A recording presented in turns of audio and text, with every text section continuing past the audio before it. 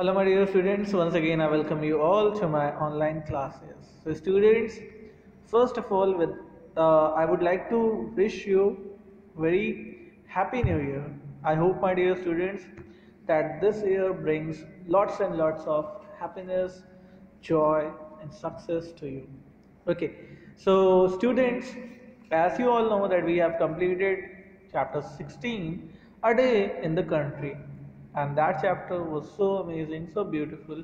I hope everyone has enjoyed that lesson.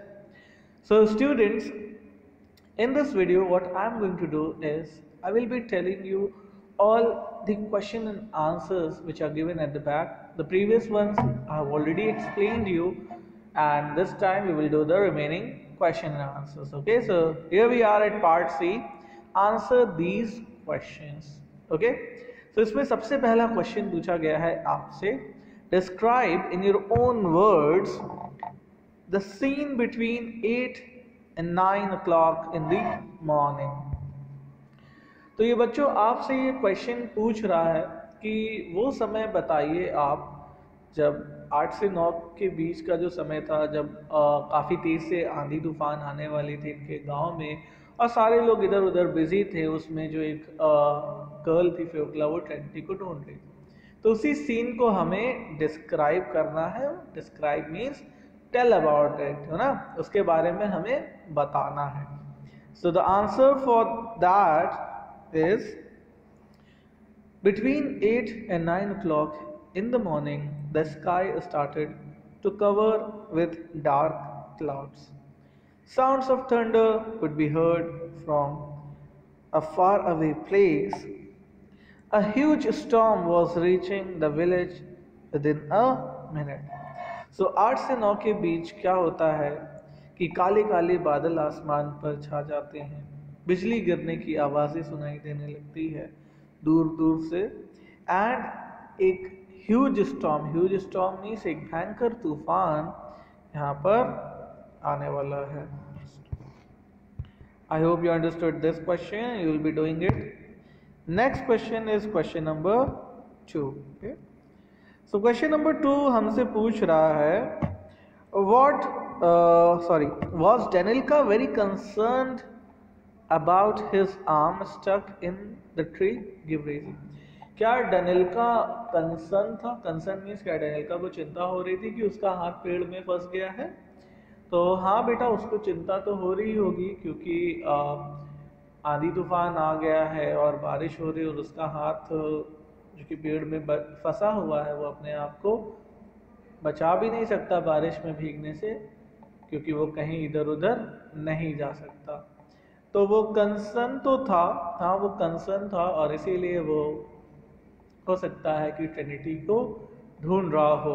हाँ, so yes, in my opinion Danilka was very much concerned about his stuck hand.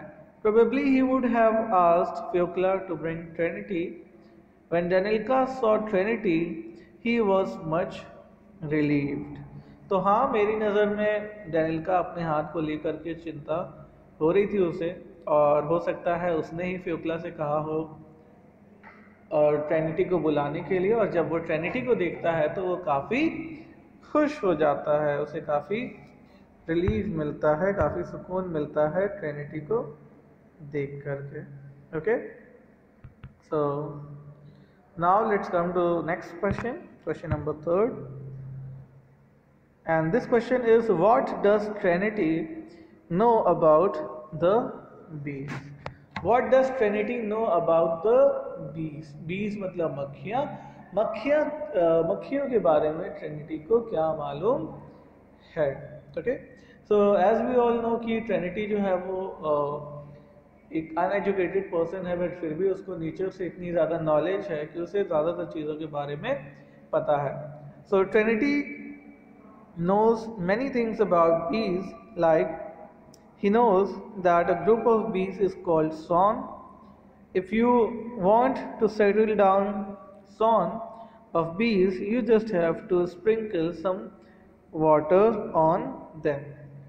So हमें पता है कि Trinity को ये मालूम था बीज के बारे में कि बीज के समूह को, उनके ग्रुप को सॉन कहते हैं, SWARN, सॉन, और जब अगर किसी मक्खी के ग्रुप को हमें शांत करना हो तो उसके ऊपर अगर थोड़ा हम पानी छिड़क दें तो उससे वो क्या होगा, वो मक्खियों का समूह शांत हो जाएगा।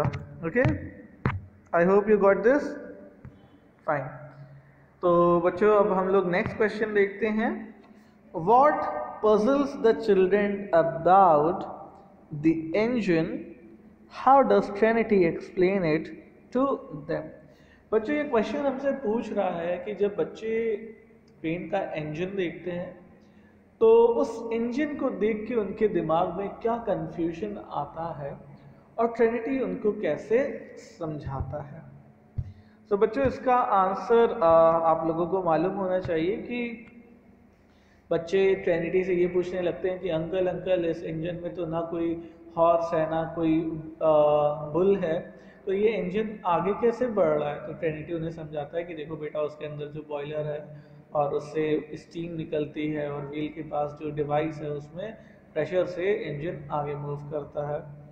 सो the children do not know how the railway engine gets power. बच्चों को ये नहीं मालूम था कि जो स्टीम इंजन होता है उसमें पावर, उसमें ताकत कहाँ से आती है। Trinity informs them that the boiler at the front of the engine produces steam। जो इंजन के आगे बॉयलर लगा होता है उसमें स्टीम प्रोड्यूस होती है, and it provides pressure to something at the wheels। और वो कहता है कि व्हील्स के पास जो कुछ लगा हुआ है, बेसिकली ट्रिनिटी को टेक्निकल टर्म्स इतने ज़्यादा नहीं पताते हैं, एक्चुअली उससे पिस्टन हम लोग कहते हैं।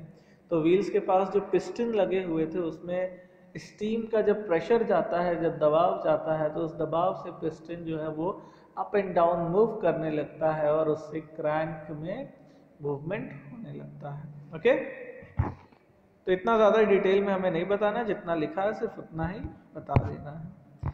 Next question, how is Fyokla different from her brother. Fyokla अपने भाई से डिफरेंट कैसे है ना। अब डिफरेंस हमें बच्चों उनकी पर्सनालिटीज पे बताना है। आप ये डिफरेंस मत बताओ कि Fyokla was a girl and Danilka was boy, ये सब चीज़ें नहीं बतानी क्योंकि वो तो सभी को पता है। अब उनके नेचर के बारे में चेंजेस बताओ। तो Fyokla is different from her brother Danilka, she is a bit more responsible girl. Fyokla अपने भाई से अलग है क्योंकि फ्योक्ला जो है वो ज़्यादा समझदार है, ज़्यादा रिस्पॉन्सिबल है, जबकि डेनिल्का जो है वो इधर उधर मौज मस्ती में ज़्यादा रहता है, जबकि फ्योक्ला एक समझदार बच्ची है।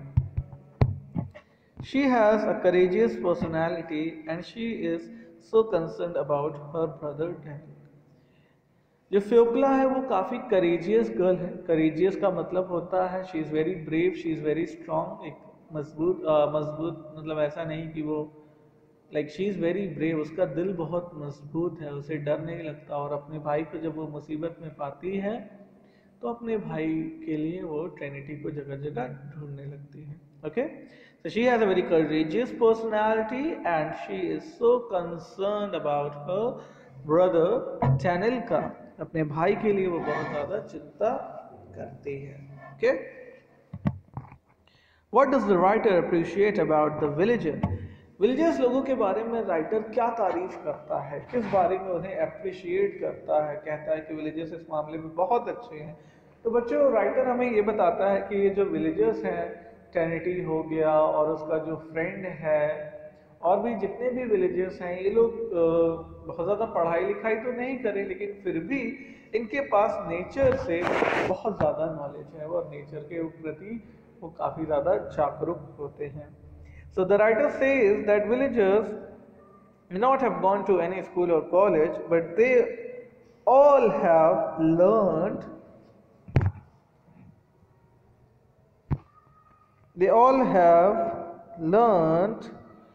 so many things from the nature।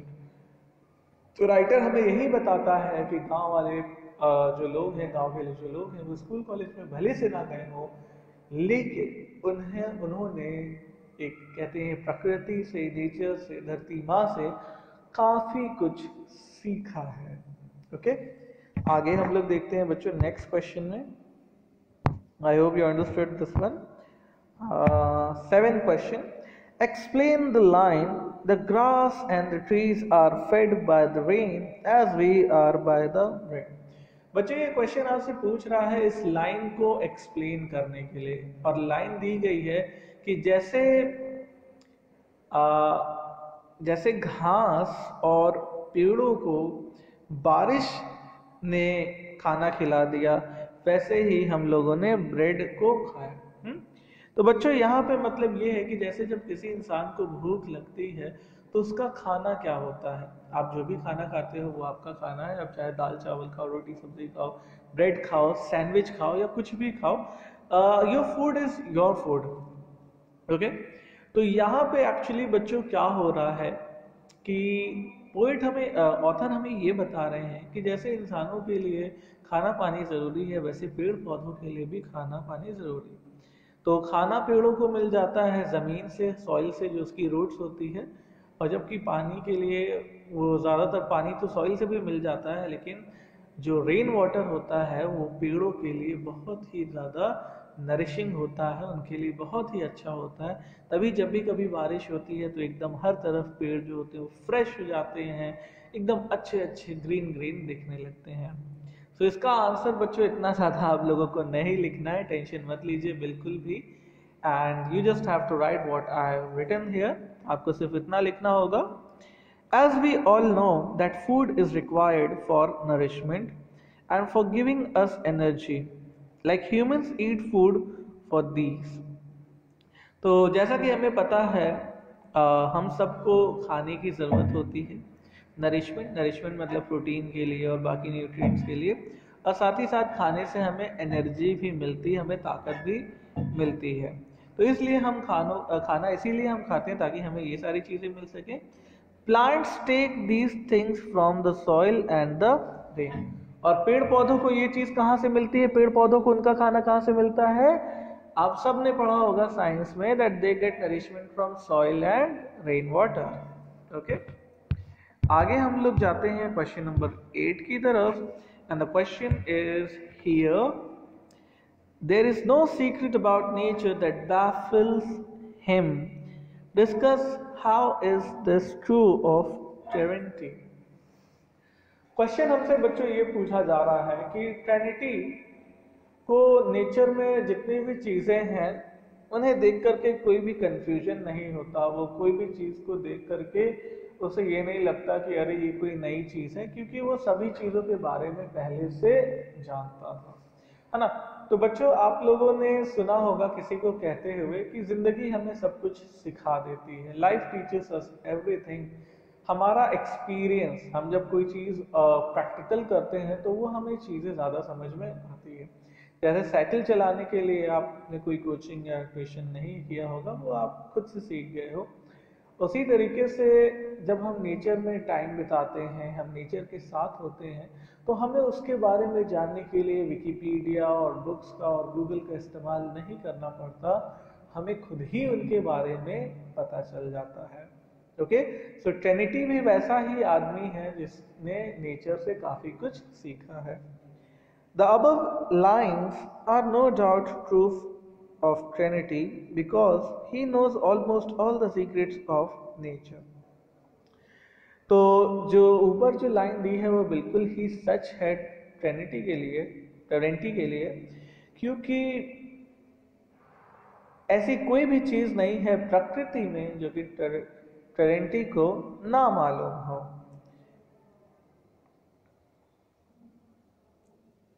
Okay, आगे हम लोग देखते हैं बच्चों। The cobbler has learn so many things that the nature from the so many things by the nature. For example, he knows about ants, about streams, about bees, about herbs, etc. So we can say that there is no secret about nature that baffles Trinity। तो टेरेंटी nature के बारे में इतना सब कुछ जानता था, उसको मालूम था कि किस पौधे से किस बीमारी का इलाज हो जाएगा, कौन से पौधों और फ्रूट्स को खा सकते हैं, कौन से फ्रूट्स जहरीले होते हैं, और बाकी वो सारे बर्ड्स, इंसेक्ट्स और जितने भी अलग अलग एनिमल्स होते थे सबके बारे में वो जानता था अच्छे से, उनके नाम जानता था और उनके कैरेक्टरिस्टिक्स को जानता था। तो इसलिए हम कह सकते हैं कि नेचर में ऐसी कोई भी चीज़ नहीं है जिससे जो टेरेंटी है वो कंफ्यूज हो जाए। ओके, आई होप बच्चों आप लोगों को ये सब समझ में आ गया होगा। Next question we see, describe the relationship between Danilka and Terenty. Terenty और डेनिल्का के बीच का रिलेशनशिप बताना है। सो रिलेशनशिप का मतलब होता है कि उन दोनों के बारे में बताना है कि इन दोनों में कैसी दोस्ती थी, कैसी बॉन्डिंग थी, कैसा रिश्ता था। So Danilka the orphan boy of 8 like other children is very curious and he wants to learn so many things. There is only one man in the village who helps him to get knowledge, is Terenti. He gives information about all the things Danilka asks. तो डेनिल्का एक 8 साल का बच्चा है और दूसरे छोटे बच्चों के जैसे डेनिल्का के मन में भी बहुत सारे सवाल होते हैं। ये कैसे होता है, वो कैसे होता है, इसका काम क्या होता है, उसका काम क्या होता है। तो वैसे डेनिल्का के मन में जितने भी सवाल होते थे उनके आंसर्स गांव में सिर्फ एक ही इंसान दे पाता था और उसका नाम था टेरेंटी। और टेरेंटी उसको हमेशा सारी चीज़ों के बारे में नॉलेज दिया करता था, उसके डाउट्स क्लियर किया करता था। Next question we see, why do you think Terenti helped the orphans? Terenti जो कि एक अनजान आदमी है, वो इन बच्चों का कुछ नहीं लगता है, लेकिन फिर भी वो उनकी मदद क्यों किया करता था? बच्चों आप बताओ उनकी मदद क्यों किया करता था? तो उनकी मदद वो इसलिए किया करता था क्योंकि वो भी एक होम अलोन पर्सन है, उसका भी घर बार नहीं है और हो सकता है उसने भी अपना बचपन ऐसे ही किसी कंडीशन में बिताया हो और इसलिए वो उन बच्चों का दर्द समझता है, इसलिए उनकी चिंता भी करता है। तो इसका आंसर हम लिखेंगे बच्चों, Terenti the home alone cobbler was the only man in the village who was concerned about the orphan. पूरे गांव में टेरेंटी एक ऐसा आदमी था जो बच्चों को लेकर उनकी चिंता करता था, उनके लिए परेशान होता था। फ्यूक्ला and डेनिल्का, he helped them because he knew the feeling of being alone, as he himself probably have gone through that pain. वो बच्चों की चिंता इसलिए करता था क्योंकि उसे मालूम था अकेला रहना कैसा होता है, उसकी फीलिंग्स कैसी होती है जब इंसान अकेले रहता है, क्योंकि वह खुद भी अकेला था और हो सकता है उसने भी अपना बचपन ऐसे ही बिताया हो। आगे हम लोग जाते हैं क्वेश्चन नंबर 11 की तरफ और this question is, do you agree that Terenty is completely in tune with nature? Give example from the text. बच्चों ये क्वेश्चन काफ़ी हद तक सेम है जो अभी हमने पहले क्वेश्चन किया था, that no secret baffles him. वैसा ही सेम क्वेश्चन है, उसको दूसरी तरीके से पूछा गया है। इस क्वेश्चन का मतलब है कि क्या टेरेंटी को नेचर के बारे में सब कुछ मालूम था? कैसे? Give reason. तो हाँ, हम सबको मालूम है कि टेरेंटी को सब कुछ मालूम था क्योंकि बच्चे जब भी उससे सवाल किया करते थे अंकल ये क्या, अंकल वो क्या है, उनका जवाब वो तुरंत ही दे दिया करता था। Sorry, excuse me. आगे हम देखते हैं, yes I do agree with the above statement, Terenty knew everything about nature and there is no secret in nature that baffles him. हाँ, ये स्टेटमेंट सही है क्योंकि टेरेंटी नेचर के बारे में सब कुछ जानता था और ऐसा कोई भी सीक्रेट नहीं था जिससे वो कंफ्यूज हो, परेशान हो, हैरान हो। ओके, आगे हम देखते हैं बच्चों कि he knew about all the plants and animals present in the village. He also knew which herbs was good for which disease. उसे सारे पेड़ पौधों के बारे में मालूम था, सारे जानवरों के बारे में मालूम था और इसलिए हम कह सकते हैं कि उसके नेचर के साथ बहुत ही अच्छा रिलेशनशिप था। ओके, आगे हम देखते हैं, write a character sketch of Terenty. बच्चों कैरेक्टर स्केच का मतलब होता है कि जैसे मान लीजिए कि मैंने आपके पापा मम्मी को नहीं देखा है और मानना क्या है, मैंने सही में आपके पेरेंट्स को नहीं देखा है, तो आप अपने पेरेंट्स के बारे में मुझे कैसे बताओगे? एक तरीका होता है कि तुम अपने पापा मम्मी की फ़ोटो दिखा दो, ये देखिए सर ये मेरे पापा की फ़ोटो है, मेरे पापा ऐसे ही लगते हैं, या सर ये देखिए मेरी मम्मी की फ़ोटो है, मेरी मम्मी ऐसी लगती है। तो बच्चों, स्केच का मतलब ही होता है किसी की फ़ोटो, किसी की इमेज, जिसको हम हाथ से बनाते हैं। लेकिन जब लिटरेचर में क्वेश्चन आए that right a character sketch, मतलब आपसे बनाने को नहीं कहा जा रहा, आपसे लिखने को कहा जा रहा है। तो जब हमें किसी का कैरेक्टर लिखने को कहा जाता है, इसका मतलब होता है कि उसके अपीयरेंस के बारे में हमें लिख करके बताना है कि मेरे पापा लंबे हैं, मेरे पापा हेल्थी हैं, मेरे पापा फेयर हैं, मेरे पापा डस्की कलर है। तो ये सब हमें चीज़ों को लिख करके डिस्क्राइब करनी पड़ती है। तो कैरेक्टर स्केच में हमें ये बताना होगा कि ट्रिनिटी के बारे में बताओ कि वो कैसा दिखता है, उसकी कैसी पर्सनैलिटी है। ओके, तो आप सबको मालूम है कि ट्रिनिटी एक थोड़ा बूढ़ा सा आदमी है जो कि फटे पुराने कपड़े पहनता है, लेकिन वो बहुत ईमानदार है और हमेशा इन बच्चों की मदद करता है। तो इसी चीज़ को बच्चों हम लोग इंग्लिश में लिख देंगे। Terenti the cobbler and a home alone man was tall and old. He was a slim person. He had pock marks on his face. His legs were long and he was bare feet. He wore an old woman's jacket. Terenti had lot of knowledge about nature and he was very caring too. He used to look after the orphans Fyokla and Danilka. तो इसमें बच्चों हमने same answer लिख दिया कि जो टेरेंटी है वो एक होम अलोन पर्सन है, उसका घर बार नहीं है, वो एक लंबा इंसान है, थोड़ा सा बूढ़ा भी है और वो पतला है, काफ़ी हेल्दी नहीं है, वो काफ़ी पतला है और उसके चेहरे पे काफ़ी दाना और दाग धब्बे के निशान हैं और वो बेयर फीट है, मतलब वो नंगे पैर रहता है, उसके पास जूता चप्पल भी नहीं है। मतलब दिखा रहा है कि जैसे कोई इंसान होता है, गरीब होता है, उसकी हालत जैसी होती है वैसे ही टेरेंटी की हालत है। लेकिन टेरेंटी को काफ़ी नॉलेज है, उसने नेचर से काफ़ी कुछ सीखा है और इन बच्चों की हमेशा वो मदद करता आया है। Okay, so it was the last question and now it's over my dear students. सारे क्वेश्चन हो गए हैं और बच्चों मैंने क्वेश्चन आंसर कराते हुए भी आपको पूरा चैप्टर एक तरीके से समराइज करा दिया है। तो बच्चों इस चैप्टर में से कोई भी क्वेश्चन आता है, आई होप आप मिस नहीं करोगे, क्योंकि मैंने काफ़ी वीडियोस भी बनाए, लाइव सेशन भी लिए और क्वेश्चन आंसर्स का भी मैं वीडियो बना दे रहा हूँ। सो आई वुड एक्सपेक्ट कि आप इसमें से कोई भी क्वेश्चन नहीं छोड़ोगे। Okay, so I would end my video here. मैं वीडियो को एंड करता हूँ और once again I would like to wish you all happy new year and नया साल है तो कुछ ऐसा आप नया करिए, कुछ अच्छा करिए और surprise people, surprise with your own efforts. Okay, take care of your self, bye bye. And one more thing, आप लोग इन क्वेश्चन आंसर्स को अपनी कॉपीज में ज़रूर से लिखोगे और ना सिर्फ लिखोगे बल्कि याद भी करोगे। Okay, so write down all the question answer in your copies, it's your homework and learn them as well. Okay, bye bye, take care.